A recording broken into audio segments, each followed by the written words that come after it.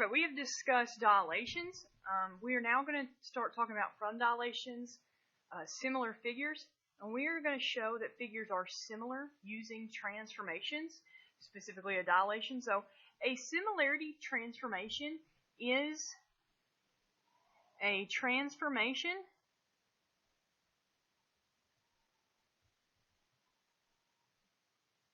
in which the image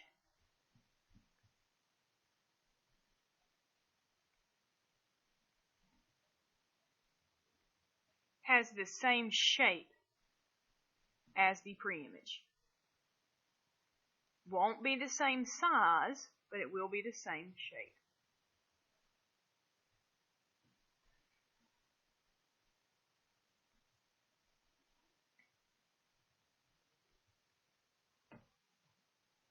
An example of that is dilations and any of the rigid motions like translation, reflection, or rotation. Specifically dilation because we will have same shape but not same size. But it also will involve any of the others.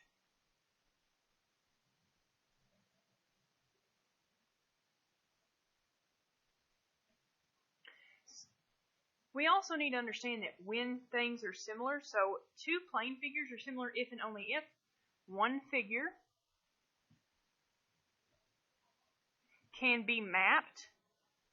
Remember that means moved. It's been a little while since we've mapped figures onto each other. To the other through one or more similarity transformation.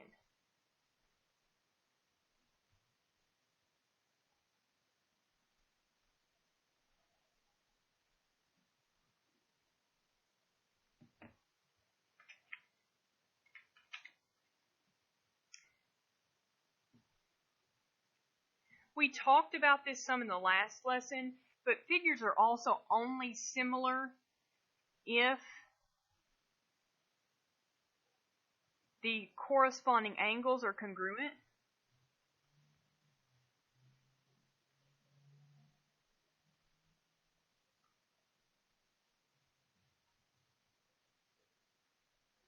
And if the corresponding sides are proportional. So we talked about that yesterday, or in the last lesson.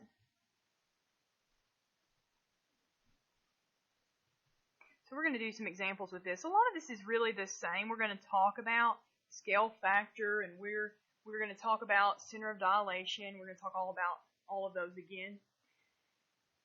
Right, once you've got that copied, we're going to look at a couple definitions, examples, not definitions.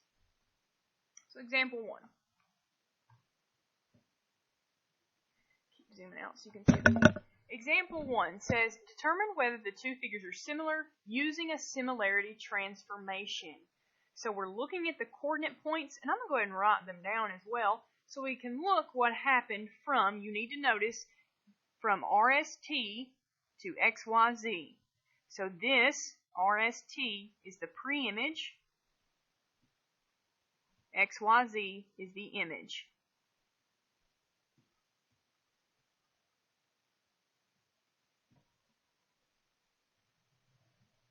So we're going to go ahead and list those points out, see what's going on. It does look like maybe it's a transformation. Okay. If you remember from the last lesson, we always will have, to find the scale factor, the image value divided by the pre-image value. But let's go ahead and list the points first. So we've got R, S, T. I don't need to write them all together. I've got R, S, T. So R is 0, 1.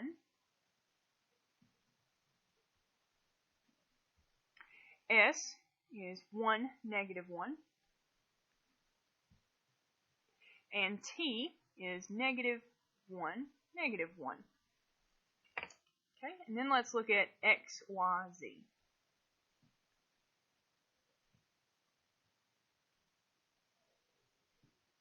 X is 0, 3. Y is 3, negative 3. And Z is negative 3, negative 3. So our goal to see if it really is a similarity transformation is to see if we could get, by multiplying by a scale factor from each of these, by multiplying by the same numbers. And it really looks like we can. 0 times, 3, looks like what we're going to have. 0 times 0 times 3 is 0. 1 times 3 is 3. 1 times 3 is 3. Negative 1 times 3 is negative 3. Negative 1 times 3 is negative 3. Negative 1 times 3 is negative 3. So this does work out. This is a similarity transformation. It says explain that. So the reason this is a similarity transformation is because we can multiply every single value by the same point, by the same number, the same scale factor.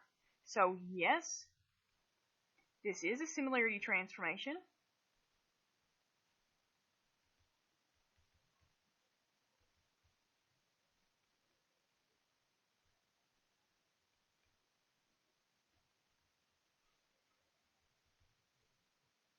Since all coordinates of the pre-image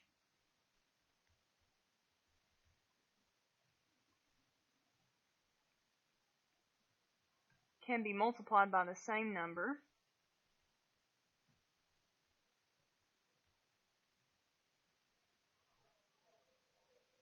resulting in the image.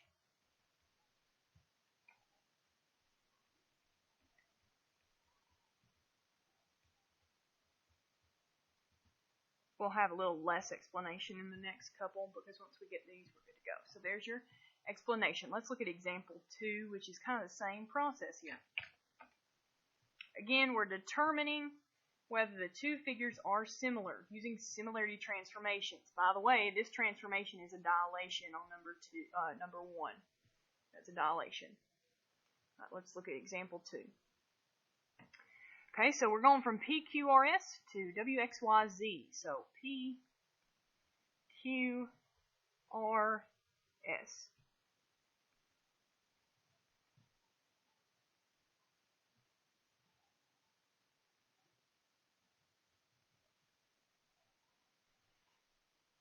They already list them for us. 2, 2, 2, 4, 6, 4, 6, 2. W, X, Y, Z. 5, 5.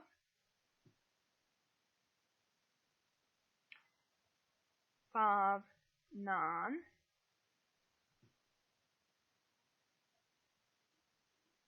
12, 9. 12, 5. Okay?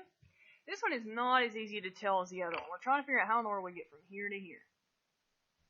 To determine that, we can talk about what we did the other day, where we take the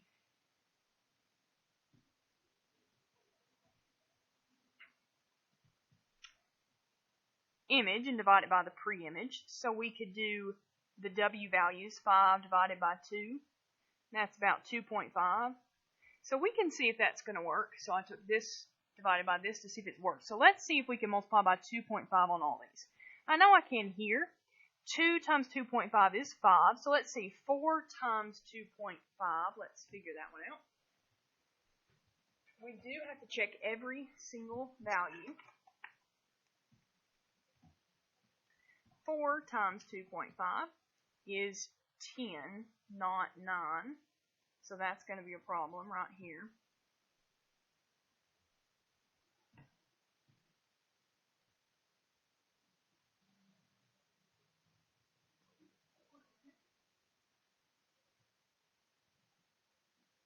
So these are not, the second you find one that works out, these are not similar. So no,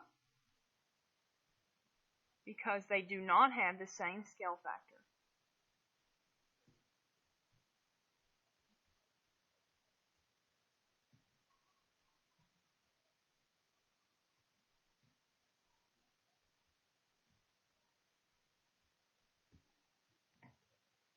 We're going to continue to do a couple of more in your next foldable.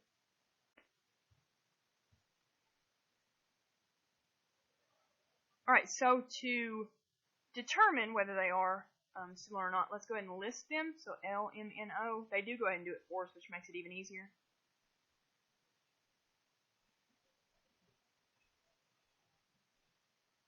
Okay. Then let's list what we think are the image points. So G, H, J, K. We're hoping they have a scale factor in common here. Remember, we have to check every single point, or it doesn't even matter. If we don't check them all, we have to know. Okay, 1 to 2 means we multiply by 2. 2 times 2 is 4. 2 times 2 is 8. 2 times 2 is 4. 4 times 2 is 8. 6 times 2 is 12. 1 times 2 is 2. 6 times 2 is 12. That works out then. Yes, because they have a similar scale factor of 2, which we're not finding the scale factor just yet, technically, even though we have found it. So let's look at number 4, where we actually do have to find the scale factor to write it in coordinate notation. So example 4 says, find a sequence of similarity transformations. Guess what? We know it's similar. Then maps the first figure onto the second figure, right, in coordinate notation. Sequence of transformations means I'm probably going to have a dilation, but then I'm going to have a translation, I'm going to have a reflection, I'm going to have a rotation, I'm going to have something else. It's actually always easier to start with the dilation and what we think that's going to be.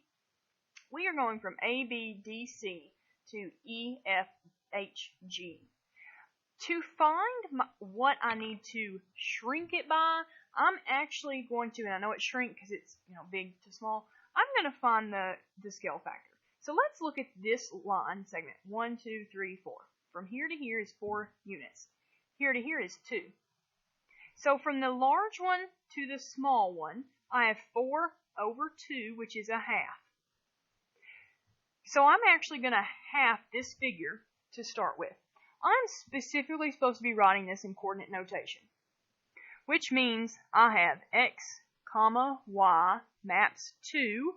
I'm multiplying these by a half.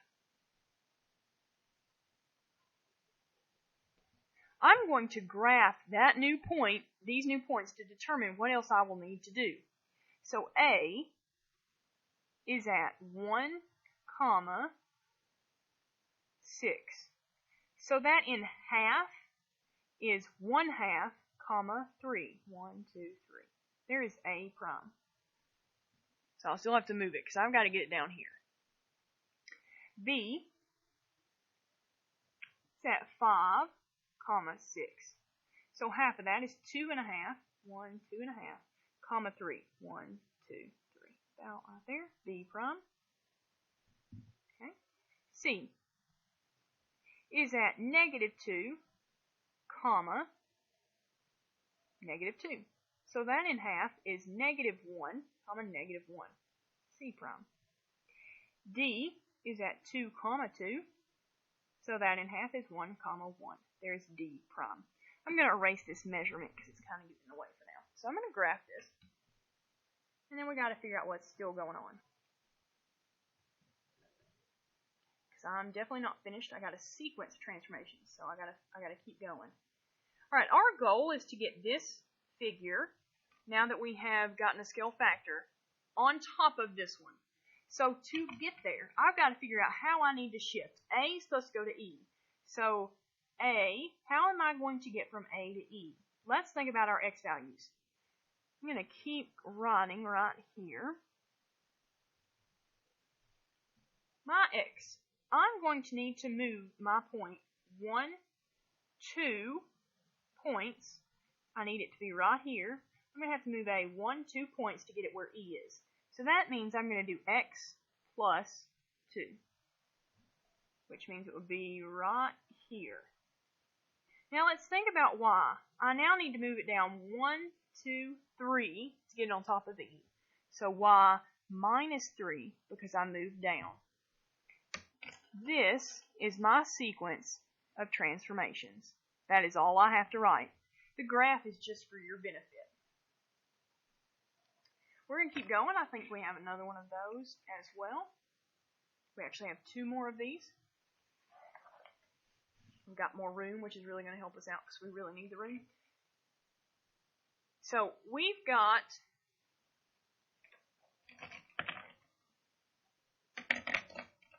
another figure. We are now, this time, going from ABC to DEF. Looks like we're probably going to have a rotation of some sort.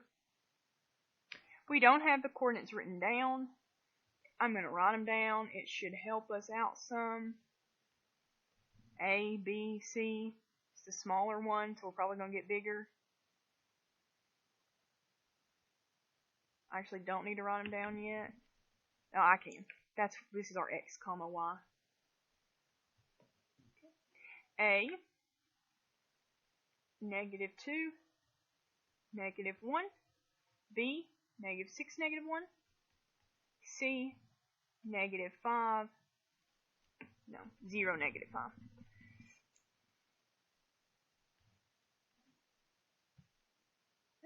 Now, like we did before, we're going to go ahead and see what we think our scale factor probably is. It's always easier to use horizontal segment or something. 1, 2, 3, 4, and 1, 2, 3, 4, 5, 6.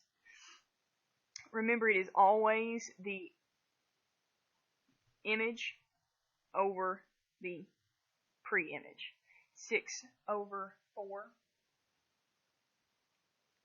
We can have it as a decimal or as a fraction as 1.5.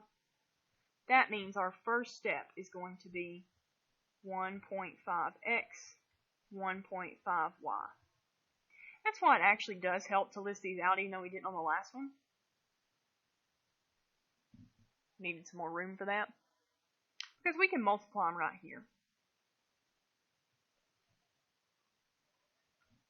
So negative 3, comma negative 1.5. Say A prime. B prime, negative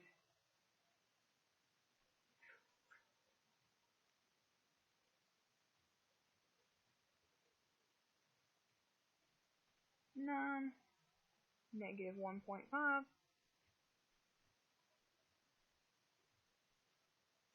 0, negative 7.5, I can graph it again if I need to. I'm going to erase the links, that makes it easier. Negative 3, negative 1.5, A prime. B prime is negative 9, negative 1.5, B prime. I don't always have to graph them. It does help sometimes to visualize it. And 0, negative, I can even graph that one. Negative 5, negative 6, negative 7.5. It's down here somewhere. So if I wanted to graph it, it's kind of difficult on this one. It goes too far down.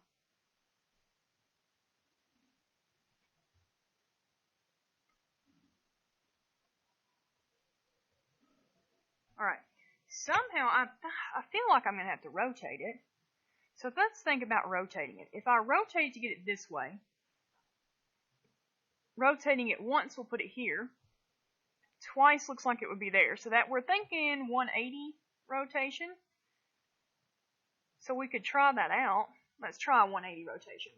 If you remember, you might have to go back and look in your notes. But a 180 rotation is, I'm going to make sure because I don't want to say it the wrong way. I'm pretty sure it's negative x, negative y, but we better check. Yes, negative x, negative y. So let's check and see what our values are. We should have 3, 1.5, 9, 1.5, 0, 7.5. Okay.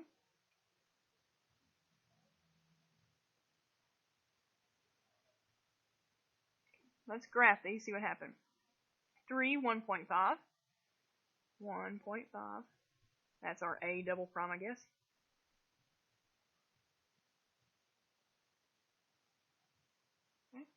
9, 1.5. So I'm not done. Seems like a lot. Alright, double prime. I'm not finished. I know I'm not because they're not the same points yet. And 0, 7.5. 6, 7.5 is F. No, C, double prime. Alright, one last time. I've got to be done after this one because I'm getting close. Just going to have to shift it a little bit. It's always nicer when we're ready to just shift it. Okay? I'm trying to get from A double prime to D. So to get there, x-wise, I've got to go left 1, 2, 3. So that's x minus 3. And I've got to go up a half and then another 1. So 1.5. So y plus, because I'm going up, 1.5. That's going to move this one here. If I go left 1, 2, 3, and up 1.5, right there. So that one's good. B, 1, 2, 3, and up 1.5. That is perfect. So therefore, our rigid not rigid, they're not all rigid anymore. Our similarity transformation is given by that coordinate notation that you cannot completely see. Okay. Last but not least, JKL.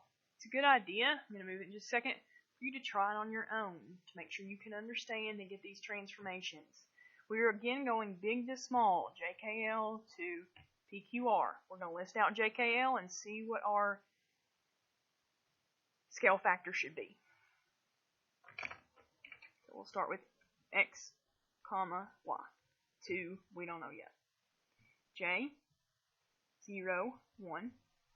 K, 1, 2. L, 3, 1. Alright, let's go ahead and look at this piece here. Looks like this is 3 units. And this one is 1, 2, 3, 4, 5, 6, 7, 8, 9 units. We're getting larger. It's 9 divided by 3, which is 3. So, 3x, comma 3y. So J prime is 0, 3. K prime is 3, 6. L prime is 9, 3. We're going to graph it again. Erase these links. They're hard to see after a while. We get a little confused because there's a whole lot going on. 0, 3. J prime. 3, 6. K prime. 9, 3. L prime. Kind of looks the same, it's just a little larger, as you know, same size, same shape, different size. So we're definitely not done, because we got to move something around. Let's think about rotate or reflect first. Not sure if it's a reflect. Ooh, maybe. That looked like a reflection right here. This would come here, that would come there, that would go there. That's what it looks like. A reflection across this line, which is y equals x. The rule for y equals x, the easiest way I always remember, it's just y comma x. So we're just going to flip our y and our x's. We hope that this works and it's exactly what we want, but we're not sure yet, so we're not going to put our letters just yet. 6, 3, 3, 9. So we're just flipping them. Let's check. 3, 0. 1, 2, 3, 0. That is P. 6, 3. 6, 1, 2, 3. Q. 3, 9. 3, 9 is R. We are finished because they match. So our sequence of similarity transformations is given there. These can have more than one answer, so just because you might have done it by yourself and gotten a different answer, you might have 4, you might have 5, as long as the end is exactly where the figure is, that is fine.